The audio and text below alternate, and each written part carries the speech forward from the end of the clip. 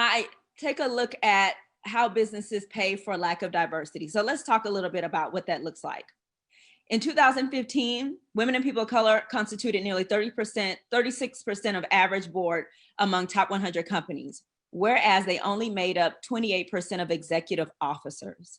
So when you think about that and who's making the decisions around performance reviews in organizations or the operations within organizations, that can become extremely problematic.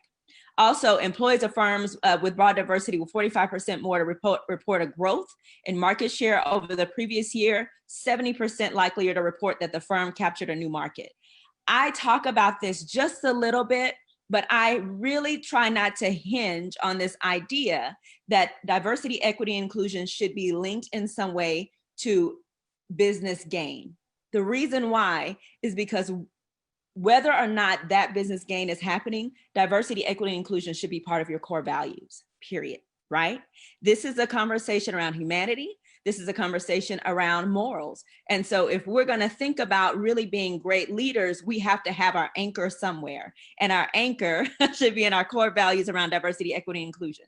So when diverse leadership does not exist, women are 20% less likely than straight men to win endorsement for their ideas. LGBTQIA plus is 21% less likely, and people of color are most affected at 24%.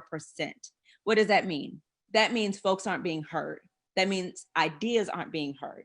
That means that company morale is being lowered because people don't feel like they're supported. And so the highest earning companies on both profitability and diversity had more women in roles that generated revenue than in staff roles on their executive team.